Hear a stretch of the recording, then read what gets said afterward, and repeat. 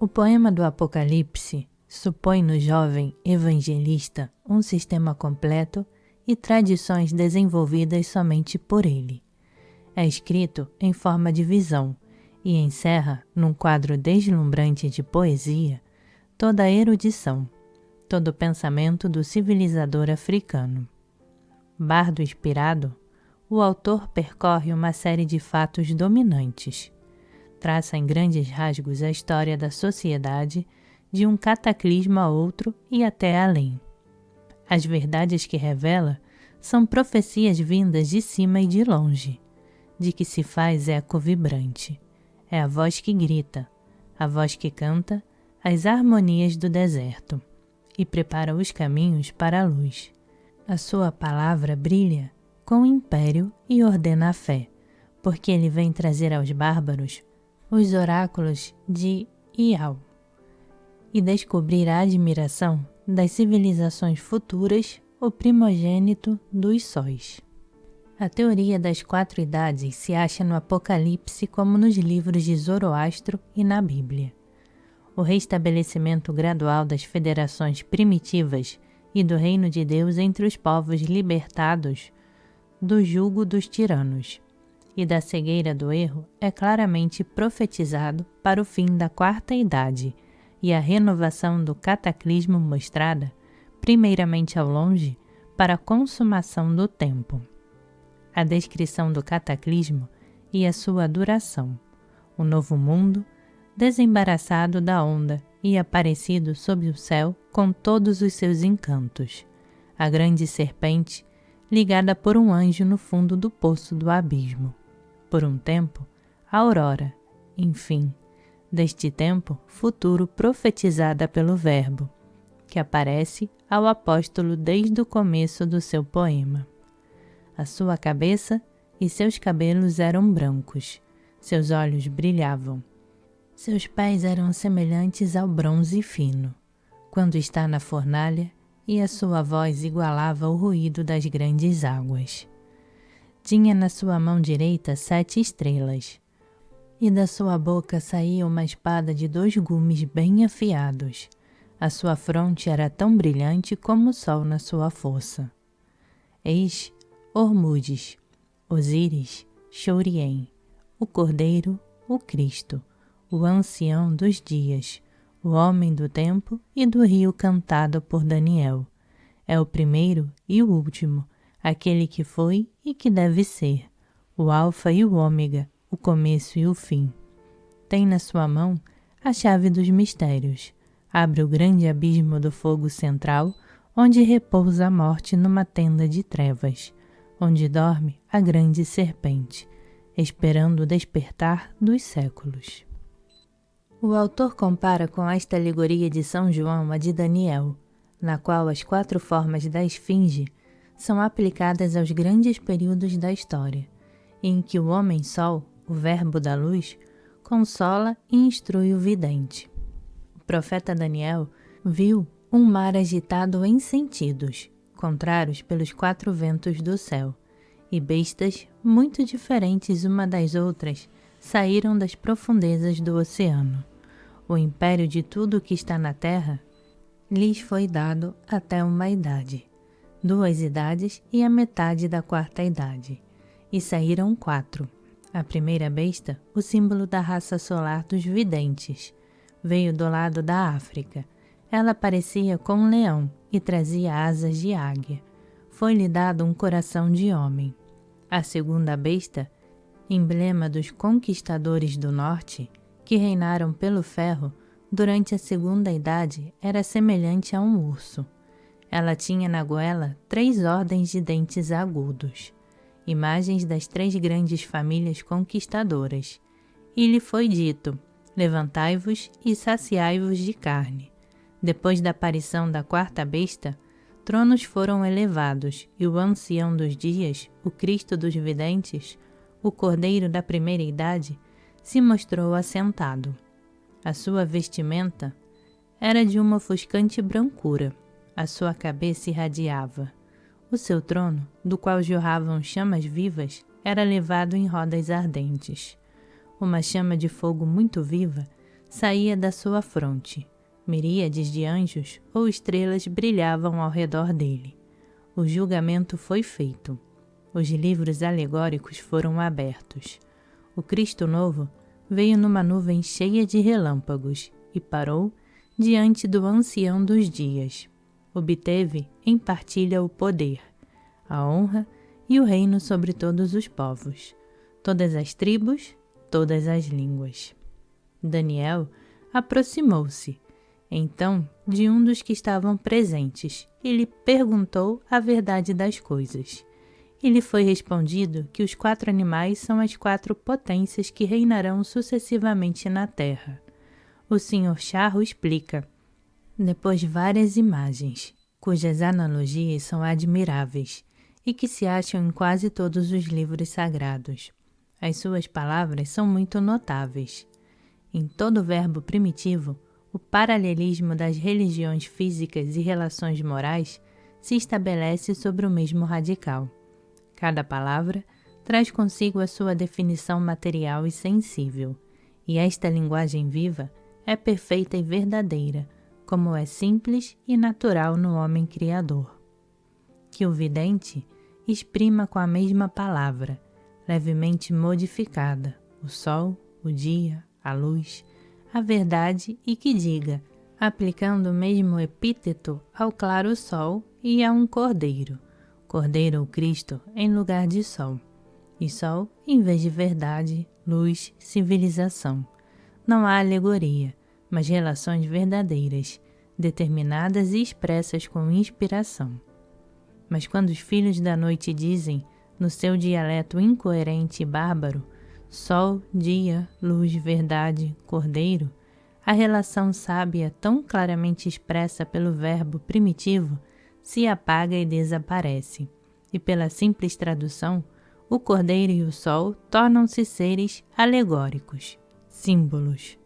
Notai, com efeito, que a própria palavra alegoria significa, em definição céltica, mudança de discurso, tradução. A observação que acabamos de fazer aplica-se rigorosamente a toda a linguagem cosmogônica dos bárbaros.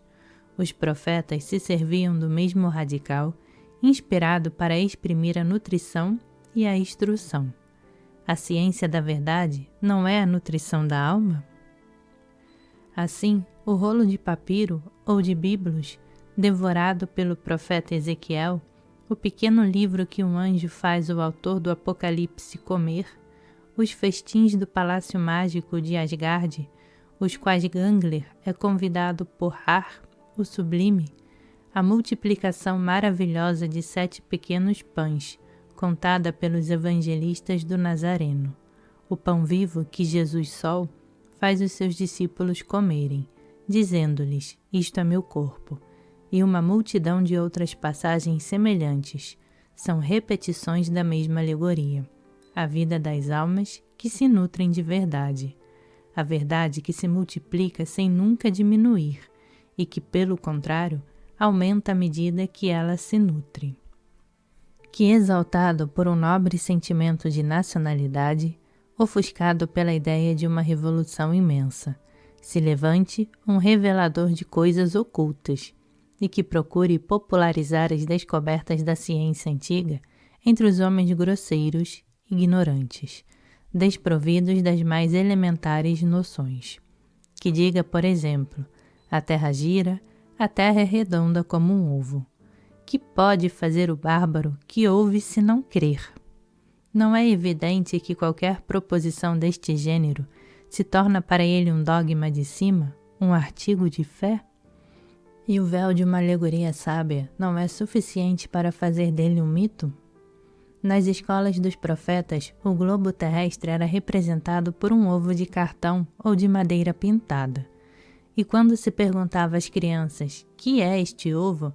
Elas respondiam, é a terra. Crianças grandes, os bárbaros, tendo ouvido isso, repetiram depois dos filhos dos profetas, o mundo é um ovo. Mas eles entendiam, por isso, mundo físico, material, e os profetas e mundo geográfico, ideal, o mundo imagem criado pelo Espírito e o Verbo. Com efeito, Os sacerdotes do Egito representavam o espírito, a inteligência, Knep, com o ovo nos lábios, pata mais clara, expressão do símbolo. Aqui o ovo era somente uma comparação, uma imagem, um modo de falar. Shumontu, o filósofo de Yajurvedam, explica da mesma forma ao fanático Biashi o que se deve entender pelo ovo de ouro de Brahma. Não devemos desesperar-nos completamente de uma época em que os homens se ocupam ainda destas investigações sérias e razoáveis. Por isso, é um grande alívio de espírito e profunda simpatia que acabamos de citar as páginas do Sr. Charro. Já não é aqui a crítica negativa e desesperadora de Dupuis e Volney. É uma tendência a uma só fé, a um só culto, que deve unir todo o futuro a todo o passado. É a reabilitação de todos os grandes homens que foram acusados falsamente de superstição e idolatria. É, enfim, a justificação do próprio Deus, este sol que nunca está escondido para as almas retas e os corações puros. É grande, o vidente, o iniciado, o eleito da natureza e da suprema razão, exclama ainda, concluindo o autor que acabamos de citar. A ele só esta faculdade de imitação que é o princípio do seu aperfeiçoamento e cujas inspirações, rápidas como o raio, dirigem as criações e descobertas. A ele só um verbo perfeito de conveniência, propriedade, flexibilidade e riqueza, criado pela reação física sobre a harmonia do pensamento cujas noções, ainda independentes da linguagem, refletem sempre a natureza exatamente reproduzida nas suas impressões, bem julgado e bem expressa nas suas relações. A ele só, a luz, a ciência, a verdade, porque a imaginação limitada ao seu papel passivo e secundário nunca domina a razão, a lógica natural que resulta da comparação das ideias que nascem. Se estende na mesma proporção que as suas necessidades, e cujo círculo dos seus conhecimentos se alarga. Assim, por graus, sem mistura de juízos falsos e de erros. A ele só, uma luz infinitamente progressiva, porque a multiplicação rápida da população, depois das renovações terrestres, combina em poucos séculos a nova sociedade em todas as relações imagináveis do seu destino, quer morais, quer políticas. E poderíamos acrescentar luz absoluta. O homem do nosso tempo é imutável em si e não muda mais do que a natureza na qual está adaptado. Só as condições sociais em que se acha colocado determinam o grau do seu aperfeiçoamento, que tem para limites a virtude, a santidade do homem e a sua felicidade na lei. Perguntai-nos-ão ainda, depois de semelhantes bosquejos, para que servem as ciências ocultas? Tratarão com desdém de misticismo e iluminismo estas matemáticas vivas, estas proporções das ideias e formas, esta revelação permanente na razão universal, esta libertação do espírito, esta base inabalável dada à fé, esta onipotência revelada à vontade? Crianças, que procurais prestígio, ficais desapontadas, porque vos damos maravilhas. Um homem nos disse um dia: fazei aparecer o diabo e em vós acreditarei. Respondemo-lhes: pedis pouca coisa, queremos fazer não que o diabo apareça, mas que desapareça do mundo inteiro. Queremos expulsá-lo dos vossos sonhos. O diabo é a ignorância. São as trevas, são as incoerências do pensamento. É a fealdade. Despertai-vos, pois adormecidos da Idade Média. Não vedes que é dia? Não vedes a luz de Deus que enche toda a natureza? Onde, pois, ousa agora mostrar-se o príncipe saído dos infernos? Resta-nos dar nossas conclusões e terminar o fim e o alcance desta obra na ordem religiosa, na ordem filosófica e na ordem das realizações materiais e positivas. Na ordem religiosa, primeiramente demonstramos que as práticas dos cultos não poderiam ser indiferentes, que a magia das religiões está nos seus ritos, que a sua força moral está na hierarquia do ternário, e que a hierarquia tem por base princípios e síntese, a unidade. Demonstramos a unidade e a ortodoxia universal do dogma, revestido sucessivamente de vários véus alegóricos, e seguimos a verdade salvada por Moisés das profanações do Egito, conservada na cabala dos profetas, emancipada pela escola cristã da escravidão dos fariseus, atraindo a si todas as aspirações poéticas e generosas das civilizações grega e romana, protestando contra um farisaísmo mais corrupto que o primeiro. Com os grandes santos da Idade Média e os ousados pensadores da Renascença, mostramos, esta verdade sempre universal, sempre viva, única, que concilia a razão e a fé, a ciência e a submissão, a verdade do ser demonstrada pelo ser, da harmonia, da razão manifestada pela razão, revelando, pela primeira vez, ao mundo os mistérios da magia. Não quisemos ressuscitar as práticas sepultadas nas ruínas das antigas civilizações, mas dizemos à humanidade atual que ela é chamada também a se criar imortal e onipotente pelas suas obras. A liberdade não se dá, toma-se, disse um escritor moderno. O mesmo acontece com a ciência, e é por isso que a divulgação da verdade absoluta nunca é útil para o vulgo.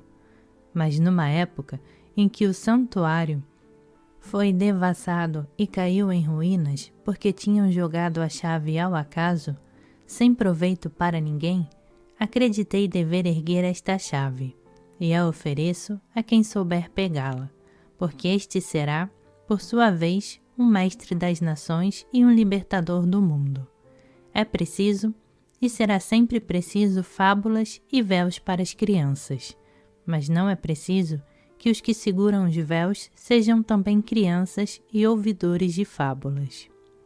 Que a ciência mais absoluta, que a mais alta razão, se torne a partilha dos chefes do povo, que a arte sacerdotal e a arte real tomem o duplo cetro das antigas iniciações, e o mundo sairá ainda uma vez do caos. Não queimemos mais as santas imagens, não destruamos mais os templos. São indispensáveis aos homens os templos e as imagens, mas expulsemos os vendedores da casa de orações. Não deixemos mais os cegos fazerem-se guias dos cegos. Reconstituamos a hierarquia de inteligência e santidade, e recomeçamos somente os que sabem como mestres dos que creem. O nosso livro é católico, e se as revelações que contém são de natureza a alarmar a consciência dos simples, a nossa consolação é pensar que não o lerão. Escrevemos para os homens sem preconceitos e não lisonjeamos nem irreligião, nem o fanatismo. Mas, se há alguma coisa de essencialmente livre e inviolável no mundo, é a crença. É preciso, pela ciência e pela persuasão, tirar do absurdo as imaginações desviadas. Porém, isso seria antes dar aos seus erros toda a dignidade e toda a verdade do martírio, do que ameaçá-las ou constrangê-las.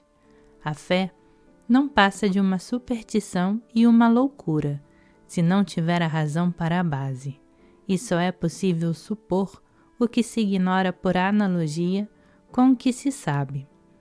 Definir o que não se sabe é uma ignorância presunçosa. Afirmar positivamente o que a gente ignora é mentir. Por isso a fé é uma aspiração e um desejo. Ainda assim, desejo que seja assim. Tal é a última palavra de todas as profissões de fé. A fé, a esperança e a caridade são três irmãs de tal modo inseparáveis. que se podem tomar uma pelas outras. Assim, em religião ortodoxa universal e hierárquica, restauração de templos em todo o seu esplendor, restabelecimento de todas as cerimônias na sua pompa primitiva, ensinamento hierárquico dos símbolos, mistérios, milagres, lendas para as crianças, luz para os homens feitos que se guardarão bem de escandalizar os pequenos na simplicidade da sua crença.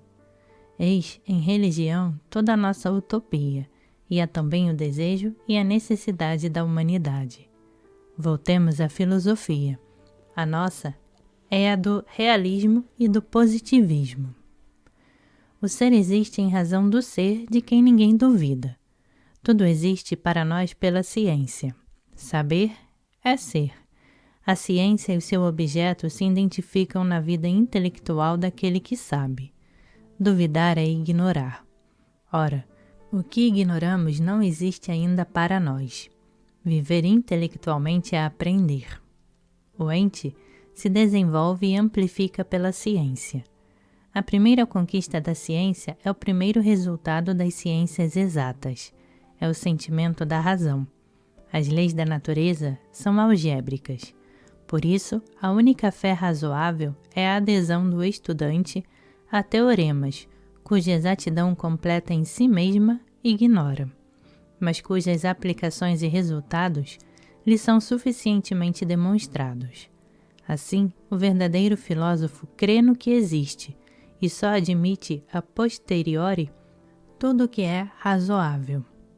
Porém, nada de charlatanismo em filosofia. Nada de empirismo, nada de sistemas. O estudo do ser e das suas realidades comparadas. Uma metafísica da natureza. Nada de sonhos em filosofia. A filosofia não é uma poesia. É a matemática pura das realidades, quer físicas, quer morais. Deixemos a religião a liberdade das suas aspirações infinitas, mas também que ela deixe à ciência as conclusões rigorosas do experimentalismo absoluto. O homem é filho das suas obras. É o que quer ser, é a imagem do Deus que faz para si, é a realização do seu ideal. Se o seu ideal não tem base, todo o edifício da sua imortalidade se desmorona. A filosofia não é o ideal, mas deve servir de base ao ideal. O conhecido é, para nós, a medida do desconhecido. O visível nos faz apreciar o invisível. As sensações estão para os pensamentos, como os pensamentos para as aspirações. A ciência é uma trigonometria celeste. Um dos lados do triângulo absoluto é a natureza submetida às nossas investigações. O outro é a nossa alma que abraça e reflete a natureza. O terceiro é o absoluto, no qual nossa alma se engrandece. Não é mais possível o ateísmo de hora em diante, porque não temos mais a pretensão de definir Deus.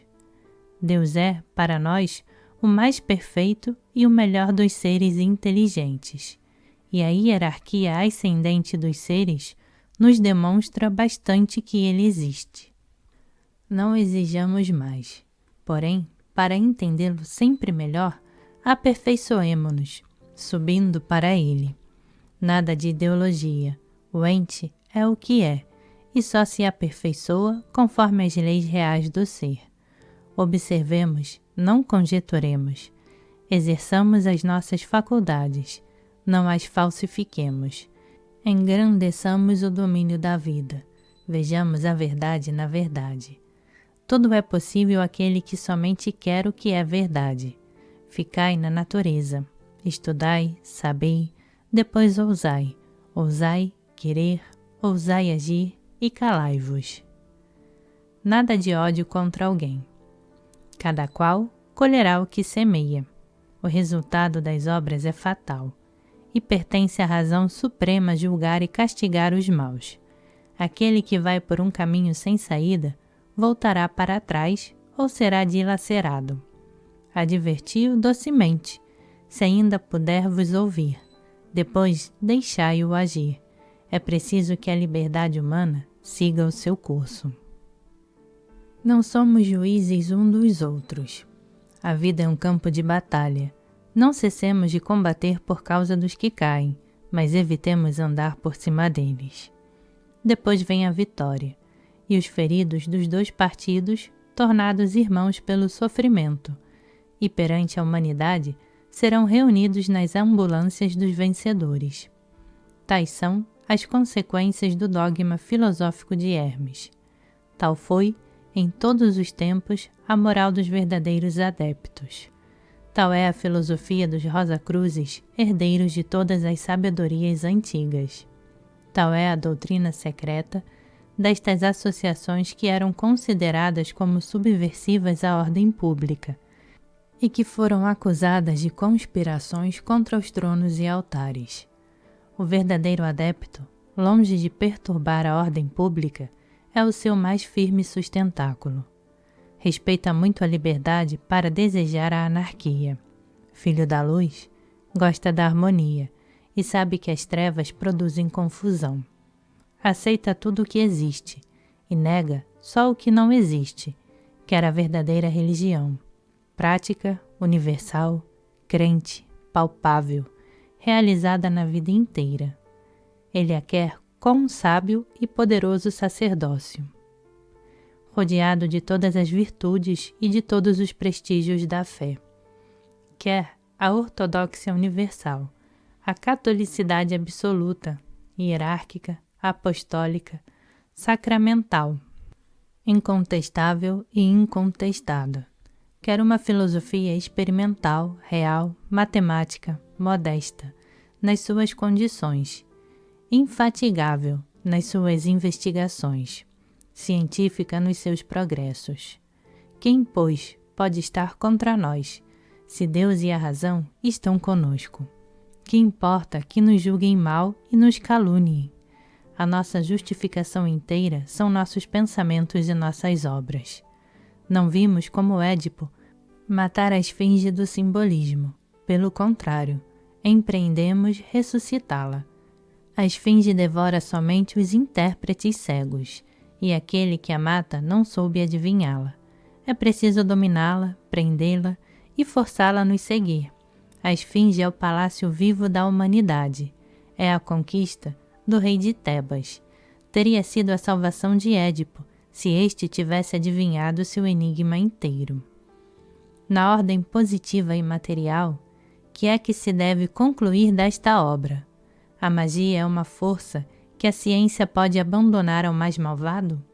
Será uma velhacaria e uma mentira do mais hábil para fascinar o ignorante e o fraco? O mercúrio filosofal será uma exploração da credulidade pela habilidade? Os que nos entenderam já sabem como responder a estas questões. A magia não pode ser, mas nos nossos dias, a arte das fascinações e dos prestígios. Agora só é possível enganar os que querem ser enganados, mas a incredulidade mesquinha e temerária do último século recebe todos os desmentidos dados pela própria natureza. Vivemos rodeados de profecias e milagres. A dúvida os negava outrora com temeridade. A ciência hoje os explica. Não, senhor conde de Mirvaille, não é dado a um espírito decaído perturbar o reino de Deus.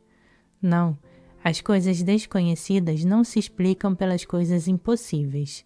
Não, não é dado a seres invisíveis enganarem, atormentarem, seduzirem, matarem as criaturas de Deus. Os homens, já tão ignorantes e fracos, e que têm tanta dificuldade em se defenderem contra as suas próprias ilusões. Os que vos disseram isso, na vossa infância, vos enganaram, Senhor. Onde, e se fostes tão criança para os ouvir, sede bastante homem agora para não crer mais nisso. O homem é o próprio Criador do seu céu e do seu inferno, e não há outros demônios senão as nossas loucuras. Os espíritos que a verdade castiga são corrigidos pelo castigo, e não pensam mais em perturbar o mundo. Se Satã existe, não pode ser senão o mais infeliz, o mais ignorante, o mais humilde e o mais impotente dos seres. A existência de agente universal da vida, de um fogo vivo, de uma luz astral, nos é demonstrada por fatos. O magnetismo nos faz entender hoje os milagres da antiga magia.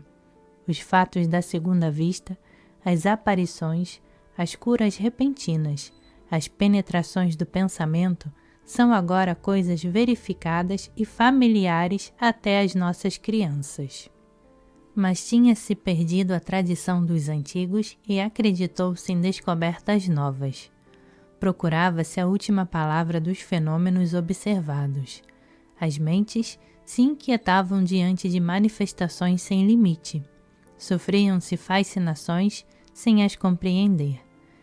Vimos dizer aos giradores de mesas: estes prodígios não são novos. Podeis operar até maiores se estudardes as leis secretas da natureza. E que resultará do conhecimento novo destes poderes? Uma nova carreira aberta à atividade e à inteligência do homem. O combate da vida organizado de novo com armas mais perfeitas e a possibilidade dada às inteligências de elite de se tornarem senhoras de todos os destinos, dando ao mundo futuro verdadeiros sacerdotes e grandes reis. Fim do 2º volume.